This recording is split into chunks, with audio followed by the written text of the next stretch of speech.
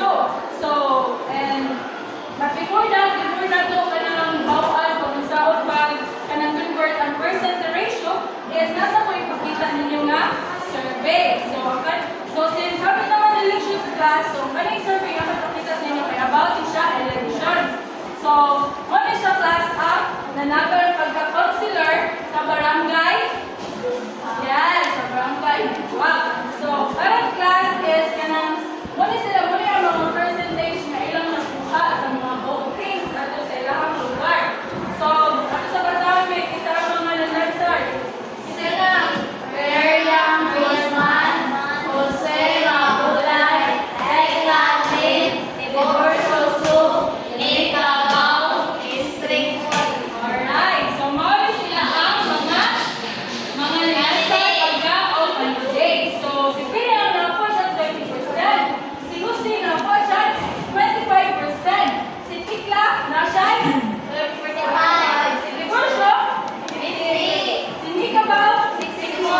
Si Istrinoy 70%. Alright, so mawala ang mga percent na ilang nakuha. So, karon ato ani i-convert ang ilang mga percentage into ratio. So, kung saan natin pag-convert, so we must follow this steps. 3 steps. Alright, so can you please read step 1? Express the percentage as a fraction. Step 2? Simplify the fraction. Step 3? Express the fraction as a ratio.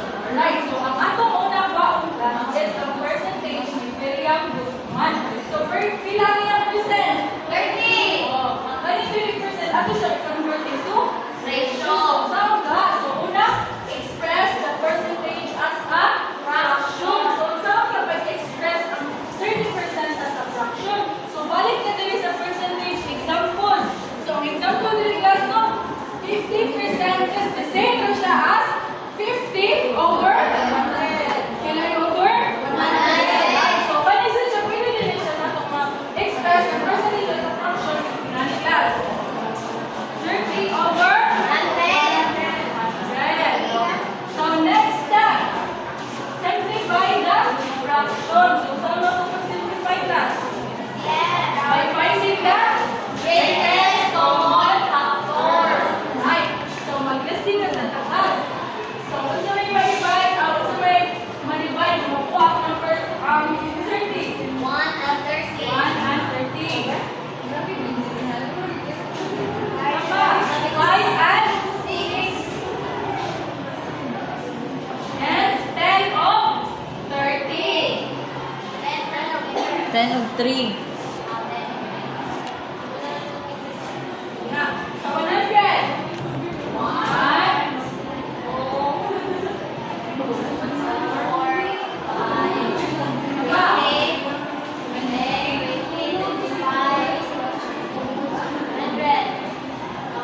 Right. So what's the may greatest common factor nila? Alright. So ang ilang greatest common factor is 10. So ato sila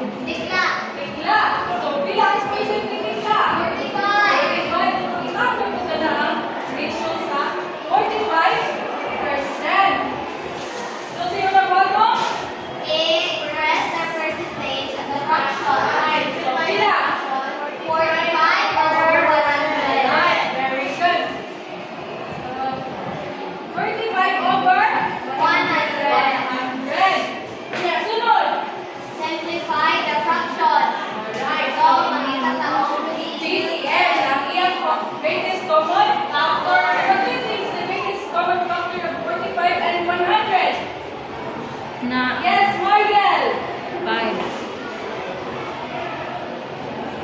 Alright, very good. Mariel is 5. Ila? Ila gid Mariel? 5. 5.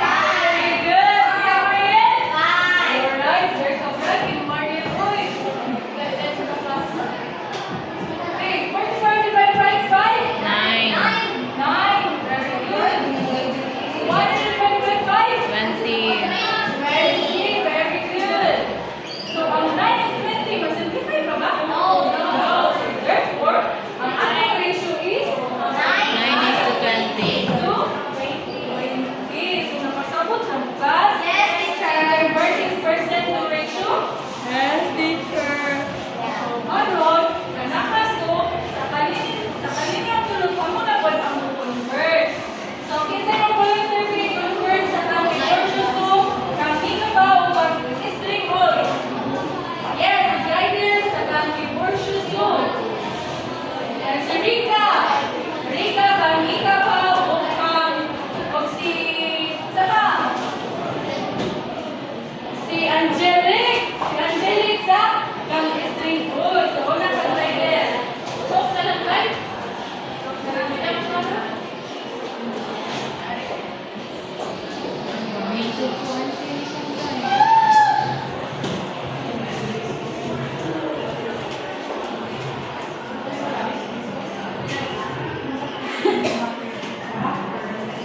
Please, natutunan tayo. Kaya tayo si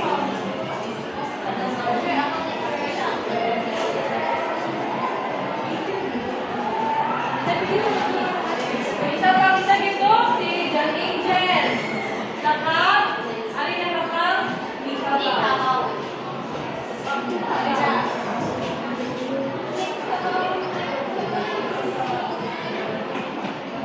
Balik. Isa to kaya, isa to last. Si Angelic. Alin na kakang? Last na bitaw.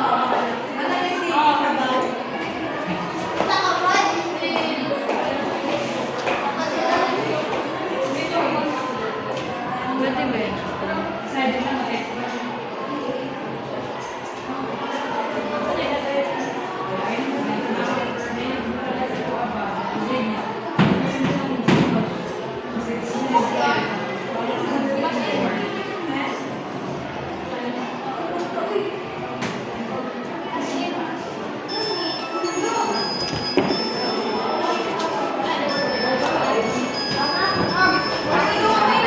Ano yun?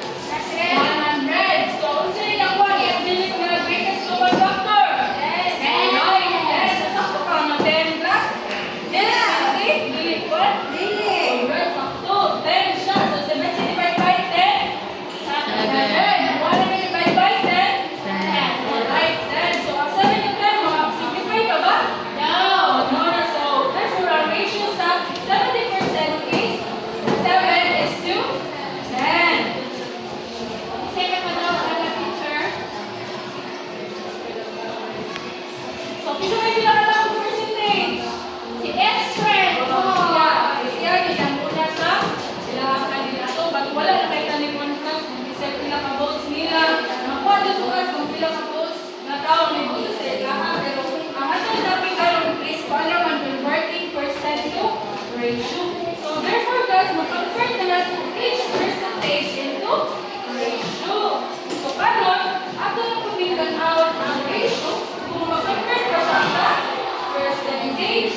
So kung ato pag-convert nato sa ratio niya makuha 30%, therefore, ang ato ang ratio is sakto. So karon nato ang palitaw or ang pagkaliw ang ibawaan kung sabon ba convert ang ratio to percent. So ano na sa ratio to percent? May manan po sa percent to ratio. Ay, madigat. Madigat. Ano pa hair ko? Pili Romeo. Trabahan na lang.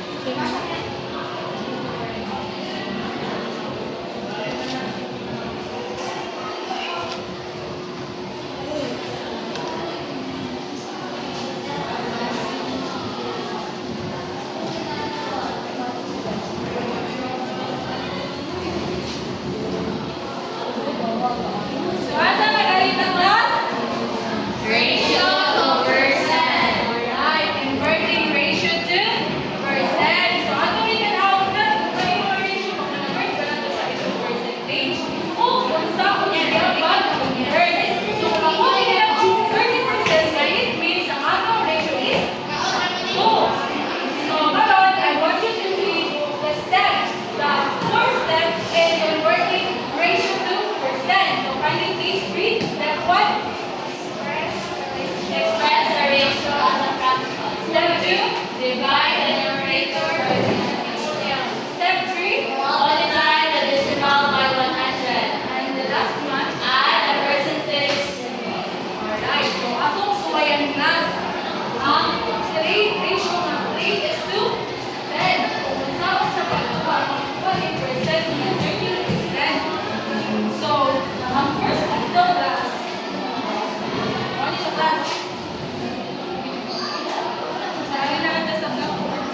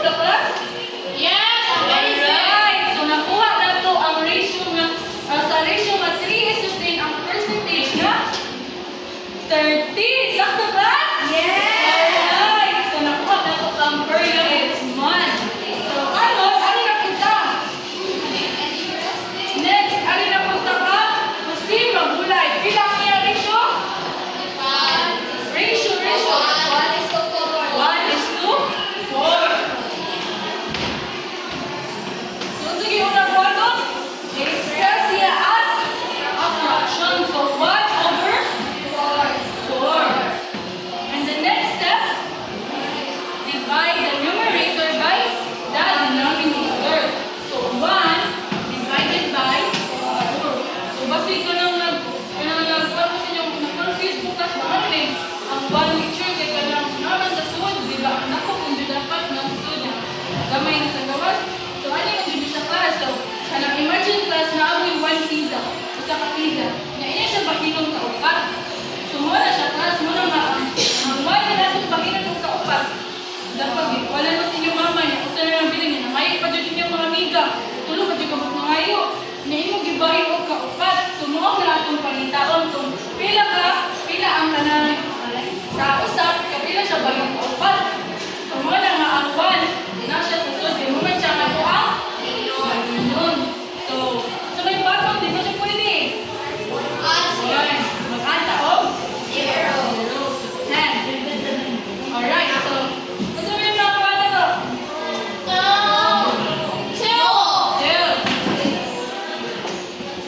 Students for? 8. So magpunod ang mga 0. Very good. Gusto na natin. Alright, so yan. 5. So therefore, 0.5 atong matataas. So say what is 0.5 after? Alright, so that's Gamay. into 100.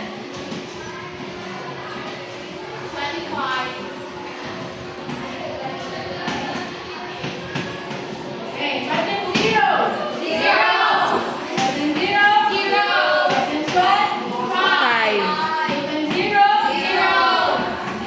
0.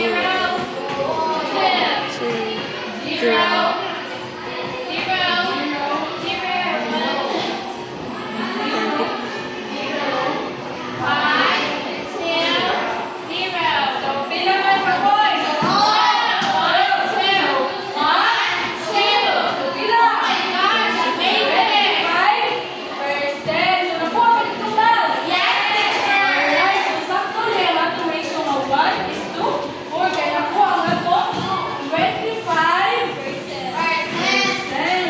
Very good. So, ano? Kaya nakuha man. Ano yung nagkasilain? Maraming mga pagkakas mo. So, isa may one survey. Tampuan. Ano ka magtabang? Take worship song, make about this thing. So, I want 3 volunteers to participate.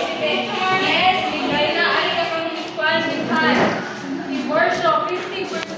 Transfer out ang ratio niya is 1:2. Convert mo ang percent. Isa pa sa Lord. Yes, Rika. Convert. Ano yung picture na? Oh, divide, divide.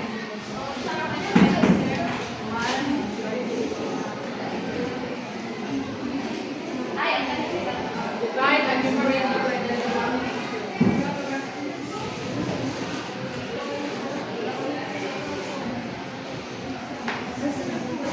Isa pa, isi mo volunteer. Alright, divide down. Ano yung mga guide? Ratio ang Rika ba, which is 16 is to 25. So you convert it into percent.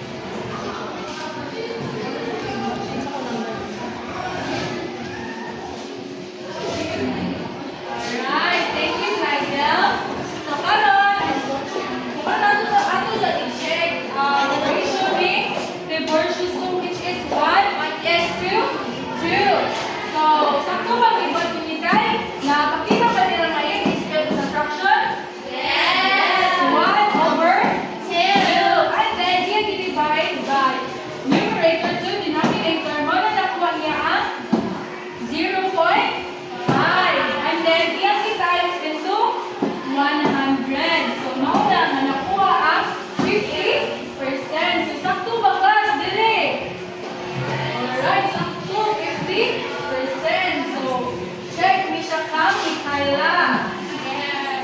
So let's give Kyla 3 claps. 1, 2, 3. Alright, so ari na sa takas, Lydell. Iyang ikuha is 16 is to 25. So, nakapagdirigit ka ito ba ni Lydell? Yes. 16 over 25. And then iyang i-divide, muna nakuha ang 0.64. And then iyang i-divide ito, 100. So, nakuha ang bilang? Alright, 64%. So, sakto ba dali?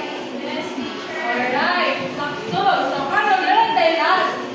Kaning 7 is to 10. Yes, Mariel. Check na ni